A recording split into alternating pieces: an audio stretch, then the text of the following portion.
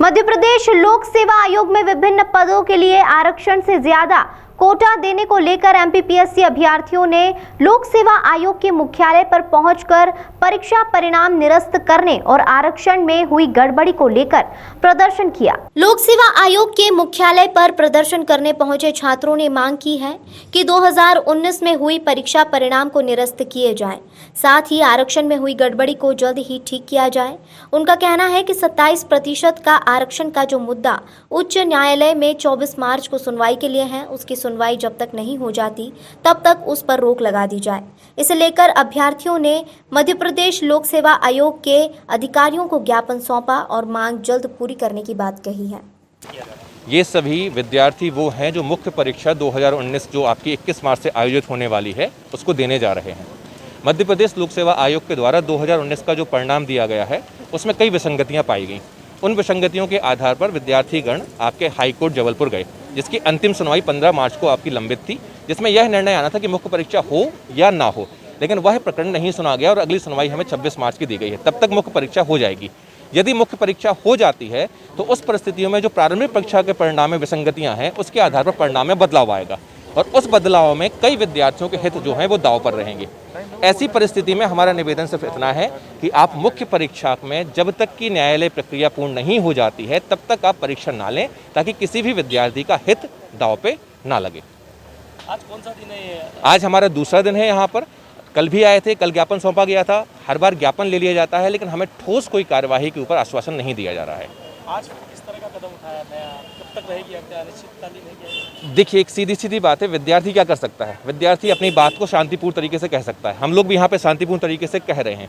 इसके अलावा कोविड की गाइडलाइंस का पालन कर रहे हैं, हर चीज़ कर रहे हैं। अब आयोग के ऊपर निर्भर करता है या सरकार के ऊपर निर्भर करता है कि हम विद्यार्थियों को कोई मूल्य है या नहीं है।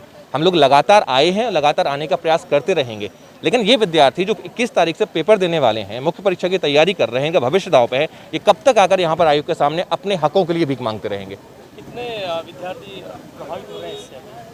कम से कम इससे जो प्रभावित है, आप अगर मान के चलें तो पूरे विद्यार्थी जो परीक्षा देते हैं सभी प्रभावित हैं। क्योंकि इसका परिणाम क्या होता है, जब आप एक परीक्षा का सही समय पर परिणाम नहीं देते हैं तो जो विद्यार्थी तैयारी कर रहे होते हैं, भले वो पेपर क्वालिफाई किए हैं नहीं किए, उनका मनोबल गिरता है।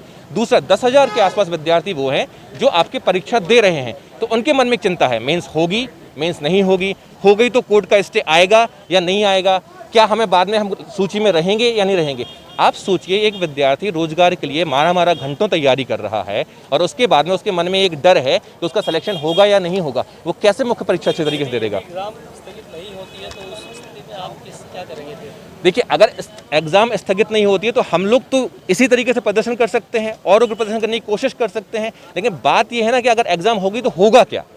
मुद्दे की बात है कि अगर एग्जाम ये लोग ले रहे हैं तो होगा क्या? तो ये होगा कि जिस दिन न्यायालय का निर्णय आएगा उस दिन प्रारंभिक परीक्षा का परिणाम में बदलाव होगा।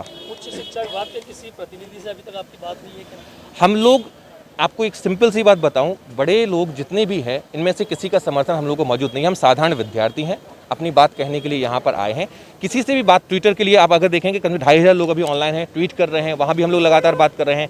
ऑनलाइन वीडियोस के माध्यम से सुप्रीम कोर्ट तक हमारे साथी याचिका लगाने के लिए पहुँच चुके हैं। हाई कोर्ट में भी एक नई PIL लगा दी जा चुकी है। जितने संवैधानिक रास्ते हैं हम उन रास्तों को अपना रहे हैं। असंवैधानिक तरीके से हम कोई भी कार्य न करना चाहते हैं, न कर रहे हैं। और यही हम आयोग से निवेदन कर रहे हैं कि आप भी असंवैधानिकता के तहत किसी भी विद्यार्थी, चाहे एक विद्यार्थी का भी हित प्रभावित होता हो, तो वैसा ना करें, क्योंकि व्यक्तियों के जीवन और मरने की चीज़ होती है जब भी मुख्य परीक्षा होती है। आपका बच्चा?